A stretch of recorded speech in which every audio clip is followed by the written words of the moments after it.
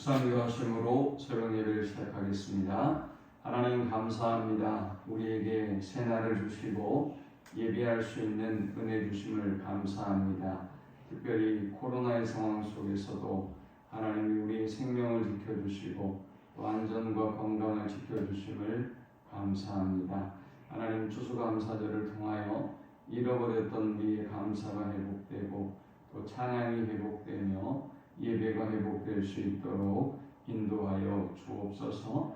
하나님 앞에 더욱더 가까이 나아가는 하루가 되게 하시고 하나님의 임재와 영광을 경험하는 은혜의 하루가 되도록 인도하여 주옵소서. 이 하루도 온전히 주께 부탁드리며 예수님의 이름을 의지하여 간절히 기도하옵나이다.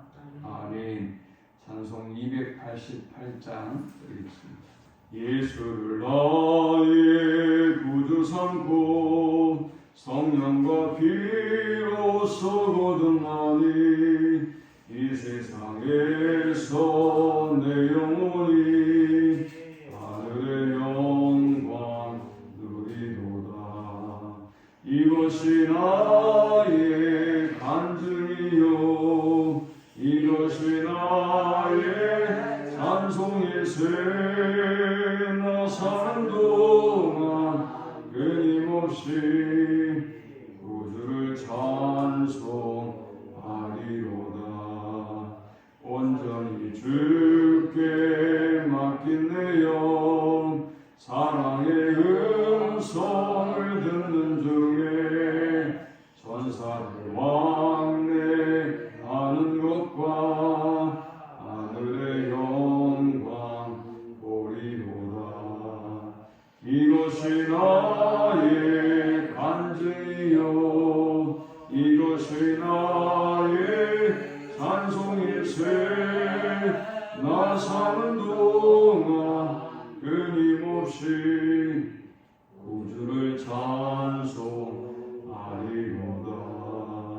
주 안에 기쁨 누림으로 마음의 풍랑이 잔잔하니 세상과 나는 간 곳 없고 구속한 주만 보이도다.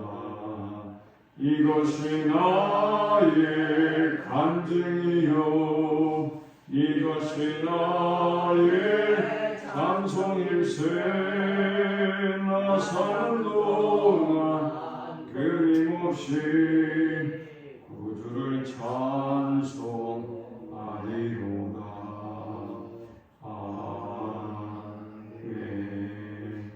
오늘 이 시간에 주시는 살아계신 하나님의 말씀은 구약성경 욥기 15장 17절에서 35절의 말씀입니다.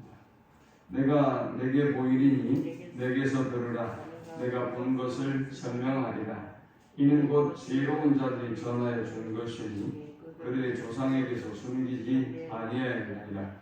이 땅은 그들에게만 주셨으므로 의인은 그들 중에 왕래하지 못하였느니라. 그 말에 이르기를 악인은 그의 평생에 고통을 당하며 포악자의 횟수는 정해졌으므로 그의 귀에는 무서운 소리가 들리고 그가 평안할 때에 멸망시키는 자가 그에게 이르리니 그가 어두운 데서 나오기를 바라지 못하고 칼날에 숨어서 기다리느니라. 그는 헤매며 음식을 구하여 이르기를 어디 있느냐 하며 그가 매날이 가까운 줄을 스스로 아느니라.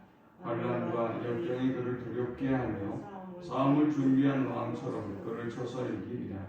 이는 그의 손을 들어 하나님을 대적하며 교만하여 전능자에게 힘을 과시하였음이니라. 그는 목을 세우고 방패를 들고 하나님께 달려드니 그의 얼굴에만 살이 찌고 허리에는 기름이 엉기었고 그는 황폐한 성읍 사람이 살지 아니하는지 돌무더기가 될 곳에 거주하였음이니라. 그는 부유하지 못하고 재산이 보존되지 못하고 그의 소유가 땅에서 증식되지 못할 것이라. 어두운 곳을 떠나지 못하리니 불꽃이 그의 가지를 말릴 것이라. 하나님의 입김으로 그가 불려가리라. 그가 스스로 속아 허무한 것을 믿지 아니할 것은 허무한 것이 그의 보응이 될 것이라. 그의 날이 이르기 전에 그 일이 이루어질 것인즉 그의 가지가 푸르지 못하리니 포도 열매가 익기 전에 떨어진 같고 감람꽃이 곧 떨어진 같으리라.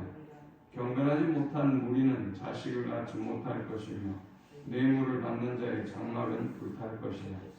그들은 재난을 잉태하고 죄악을 당하며 그들의 뱃속에 속임을 준비하느니라. 아멘. 욥의 세 친구들은 욥을 대단히 사랑하는 친구들이었죠. 욥의 고통의 현장에 가장 먼저 와서 우리가 생각했던 것처럼 함부로 입을 열었던 사람들도 아니고요. 욥의 몰골을 몰라보는 것을 안타까워하고 그들은 말을 잃었습니다. 그리고 욥의 긴 고난 동안 함께 했어요. 고난이 끝나는 저 42장까지 계속 함께 해줍니다. 또 그들이 잘못했다고 하나님께서 말씀하시자, 그리고 번제를 드리라고 말씀하시자 즉각 하나님 앞에 회개하고 또 번제를 드리고 욥에게 화해하는 것을 보게 되죠. 이런 일련의 과정들을 보면 욥의 세 친구들이 우리가 생각하는 것처럼 그렇게 나쁜 친구들이 아닌 것은 분명합니다. 어떤 사람들이 이렇게 욥의 긴 고통의 시간을 함께 해주고 함께 울어주고 또 함께 이 모든 것들을 견딜 수 있도록 기도해주고 또 격려해주고 하겠습니까? 이것은 사실 쉬운 일이 아니죠. 그런데 이번에 우리가 욥기를 강의하면서는 그래서 이 친구들의 말에 대한 분석보다 이 친구들은 무조건 틀리고 잘못됐고 뭐 이런 분석보다 그대로 욥이라고 하는 신화화하지 아니하고 인간 그대로의 욥과 그리고 우리도 옳은 말을 할 때도 있고 그렇지 않을 때도 있고 우리도 하나님이 기뻐하는 권면을 할 때도 있고 그렇지 못할 때도 있는 것처럼 이 세 친구들도 그대로 우리와 똑같은 신앙의 여정을 걸어가는 그런 어떤 성도의 모습에서 좋은 권면도 하고 나쁜 권면도 할 수도 있는 그런 있는 모습 그대로를 살펴보고 있습니다. 지금까지 엘리바스는 굉장히 차분하게 욥을 위해서 권면했던 사람입니다. 자신의 신적인 권위를 더하게 하기 위해서 어쩌면 그 말은 욥이 영적으로 자기보다 훨씬 더 경건하고 완전한 자라는 사실을 그가 알고 있었기 때문에 그것 때문에 나오는 열등감인지 컴플렉스인지는 잘 모르겠지만 욥에게 처음 권면을 시작했던 엘리바스는 신적인 권위를 강조했어요. 내가 이런 하나님을 경험했다. 이런 하나님이 나에게 말씀하셨다. 그래서 그런 신적인 권위를 가지고 욥이 그 권면을 듣도록 했단 말이죠. 또 어제는 보니까 자기의 나이를 강조하고 있어요. 내가 나이가 몇인데 왜 네가 어른의 말을 안 듣냐 뭐 이런 거죠. 그런데 사실은 하나님의 말씀 진리는 나이가 무슨 상관이 있어요. 하나님의 말씀이 진리가 옳은 것이지 뭐 나이가 많아서 누구 말을 듣고 안 듣고 이런 문제가 아니지 않습니까? 그래서 엘리바스는 어제 자신의 나이, 이전에는 신적 체험, 이번에는 자신의 연륜과 지혜와 나이를 강조하면서 자기의 말을 들을 것을, 권면을 들을 것을 권고했습니다. 엘리바스가 15장에서 두 번째 욥에게 권면하는 모습을 보면서 우리는 이제 상당히 더 엘리바스가 감정적인 모습으로 권면하는 것을 볼 수 있습니다. 그것도 그럴 수밖에 없었던 게 욥이 자신의 완전 무결함을 주장하고 있고 그리고 하나님이 잘못했다고 이야기하고 있고 자신의 생일을 저주하고 빨리 자신이 얼른 죽었으면 하는 이런 마음을 전한단 말이죠. 이런 상황이 있다고 한다면 여러분이 욥을 만나면 뭐라고 응대하고 권면하시겠어요? 우리도 뭐 엘리바스하고 큰 차이는 아마 없을 겁니다. 그런데 문제는 이렇게 우리가 권면하고 저 세상에 믿지 않는 영혼들을 바라볼 때 우리가 잃지 말아야 될 것들이 있어요. 욥은 엘리바스는 지난 시간에 욥을 정죄했고요. 또 하다 보니까 자신의 지혜를 자랑하고 있어요. 아니 하나님을 높이고 하나님의 말씀을 전해야 될 그가 오히려 자신의 지혜를 자랑하고 있으니 이게 웬일이겠어요? 욥은 죽어가고 욥은 고통당하고 있는데 지금 자신의 지혜를 자랑할 때가 아니지 않습니까? 또 그는 마치 자신이 하나님이나 된 것처럼 하나님의 입장에서 말하기 시작했어요. 자, 이제 오늘 본문에서 우리가 다른 사람을 권면하든 아니면 저 믿지 아니하는 영혼들을 바라보면서 우리가 어떤 입장을 가져야 하는지 세 가지 영적 교훈을 묵상하고 함께 은혜를 나누고자 합니다. 이 본문이 주는 첫 번째 영적 교훈은 하나님보다 자신의 높아짐을 경계하라라는 것입니다. 신앙생활하다 보면 나도 모르는 사이에 내가 높아져 있어요. 하나님의 말씀보다 내 생각이 앞설 때가 있고요. 또 내가 더 인정받고 존중받기를 원할 때가 있습니다. 17절에 보니까 내가 내게 보이리니 내게서 들으라. 내가 본 것을 설명하리라.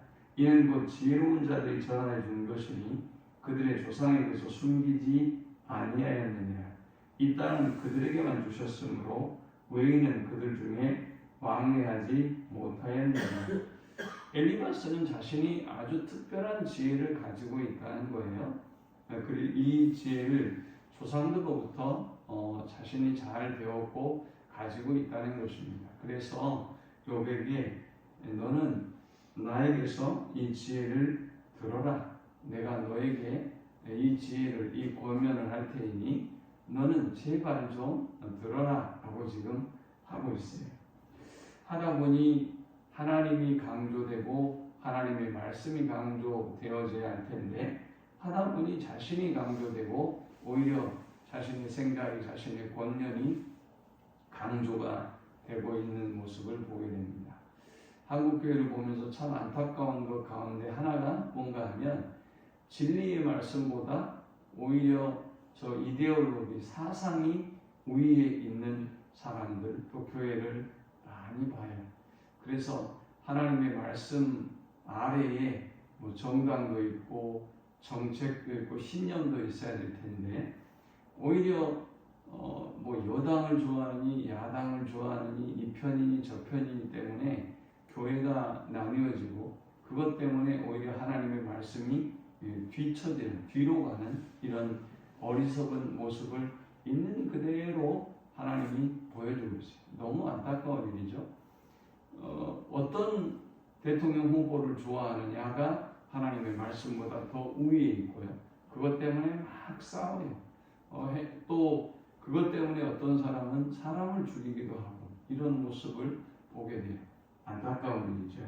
항상 우리 자신이 하나님보다 높아지지 아니하도록 또 항상 우리의 생각이 하나님의 생각보다 앞서지 아니하도록 겸손하게 하나님을 섬기는 우리 모두가 될 수 있기를 축원합니다.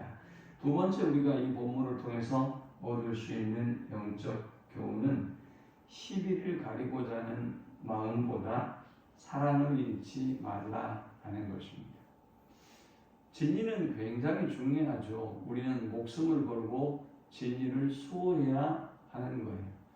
그런데 문제는 뭡니까? 여러분들이 정치적인 논쟁이나 다른 세상적인 논쟁을 하다 보면 믿지 않으려고 작정하는 사람을 믿게 할 수는 없어요. 아니 여러분이 그렇게 누구든지 말로 설득하고 여러분이 언어로 설득할 수 있다면 누가 저 세상 사람들이 안 믿고 교회 안 나오고 저기 살아가겠어요? 만일 우리가 말로 뭔가를 설득하고 바꿔낼 수 있다고 한다면 왜 정치 가지고 싸움이 일어나겠어요? 왜 교인들 간에 이데올로기 때문에 싸움이 일어나겠냐고요? 왜 저 어떤 공산주의와 또 그 사상이 충돌해서 계속 싸우고 이러고 있겠냐 말이죠. 우리가 착각하지 말아야 될 것들이 있어요. 내가 옳다고 여기는 것이 저 사람에게도 옳다고 여겨질 수 있을까? 맞게 진리로 받아들여질 수 있을까? 그건 쉬운 일이 아니에요. 만일 예수님이 이 땅에 오셔서 진리를 선포했는데 우리의 생각처럼 그렇게 된다면 누가 안 믿고 누가 지옥 가고 하겠습니까? 사람이 그렇게 잘못된 신념에 빠지면, 잘못된 사고에 빠지면 벗어날 수가 없는 것입니다. 엘리바스는 지금 욥을 신방왔어요. 욥을 위로하고 욥을 권면하고 이 고통에서 욥이 헤어나오기를 그는 권면해야 됩니다. 그런데 그가 지금 말하는 걸 보면 옳고 그름을 따지는데 모든 정렬을 쏟고 있어요. 20절에 보니까 그 말에 이르기를 악인은 그의 일평생의 고통을 당하며 포악자의 횟수는 정해졌으므로 그의 귀에는 무서운 소리가 들리고 그가 평안할 때에 멸망시키는 자가 그에게 이르리니 악인에게 이러한 포악자가 임한단 말입니다. 그러고 돼서 어떻게 된다는 겁니까? 칼날이 숨어 기다리고 22절에 23절에는 음식을 구하여 헤매고 또 흑암의 날이 가까운 줄을 스스로 알고 24절에 환난과 역경이 그를 두렵게 하고 악인의 고통과 아픔을 지금 엘리바스가 쭉 설명하고 있는데요. 요지는 이런 겁니다. 악인은 완전히 망해서 정처 없이 방황하고 고통을 당한다 하는 것입니다. 그리고 또 엘리바스가 말하는 악인의 또 다른 모습은 어떤 모습이냐?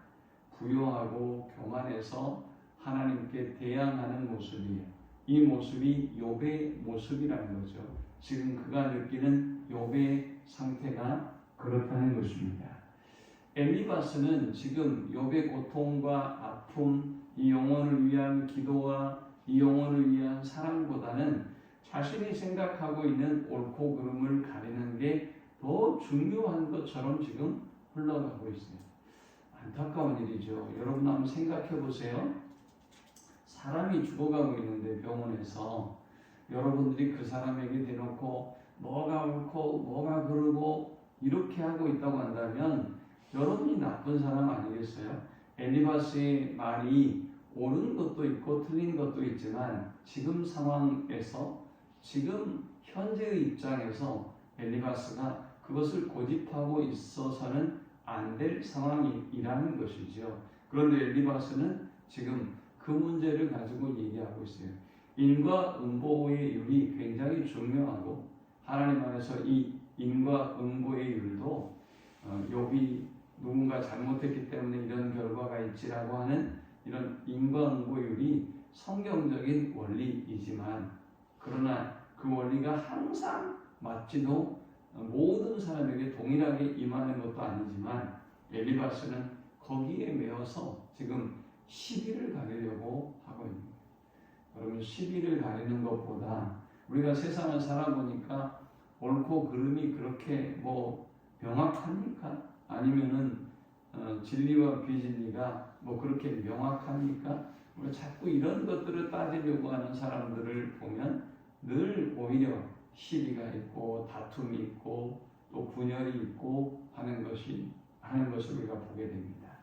시비를 가리려고 하는 마음보다 사랑을 잃지 않는 우리 모두가 되시기를 축원합니다. 마지막 세 번째 우리가 이 본문을 통해 얻을 수 있는 영적 교훈은 감정이 영원 사랑하는 마음보다 앞서지 않아야 한다 하는 것입니다.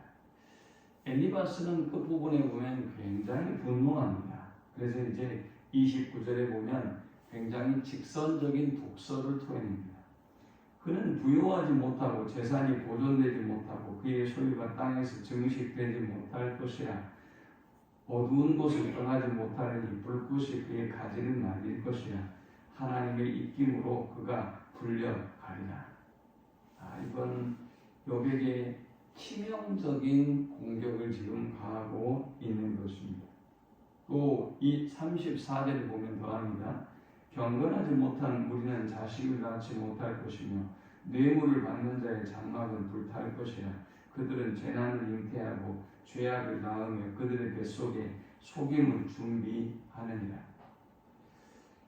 이 35절의 말씀은 그들은 재난을 잉태하고 죄악을 낳으며 그들의 뱃속에 속임을 준비하느니라. 이 말씀은 경건치 아니하는 악인의 계속되는 그 죄악을 이야기하고 있어요. 악인이 경건하지 못해서 계속 죄악을 범하고 계속 하나님의 진노가 그에게 임하게 될 것이다 라고 지금 말하고 있어요. 아니 그렇다면 엘리바스는 욥을 살리고 회복시키겠다는 것입니까? 아니면 자신의 옳음을 강조하고 자신의 주장이 맞음을 강조하기 위해서 욥이라고 하는 이 상처받고 고통받는 영혼은 어떻게 돼도 관계가 없다는 것입니까? 그렇게 지금 엘리바스가 조언하고 있어요. 살아가다 보면 이렇게 감정보다 영혼 사랑하는 마음보다 감정이 앞설 때가 있어요. 진리보다 감정이 앞설 때가 있고 내 기분이 앞설 때가 있습니다.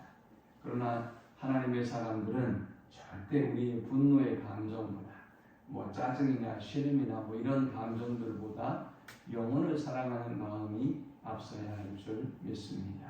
하나님 감사합니다. 귀한 말씀을 통해서 은혜 받고 깨닫습니다. 엘리바스처럼 하나님 좋은 마음으로 조언하고 또 신방했지만 그러나 또 분노의 감정, 자기 의가 하나님 더 높아져서 영원 사랑하는 마음을 잃지 아니하도록 인도하여 주옵소서. 하다 보니 우리가 높아지고 또 우리를 드러내고자 하는 마음들이 우리 안에 있음을 고백합니다. 오직 하나님만 높이고 하나님만 드러낼 수 있는 우리가 되게 하여 주옵소서. 예수님의 이름으로 기도합니다. 아멘. 지금은 우리 주 예수 그리스도의 크신 은혜와 성부 하나님의 극진한 사랑과 성령의 인도보 교통 충만케 하시니 우리의 삶을 통해서 하나님만 높아지고 하나님만 영광 받으시기를 간절히 소망하며 하나님을 위해서 살아가기를 결단하는 모든 성도들의 머리 위에 지금부터 영원토록 함께 있을지어다. 아멘.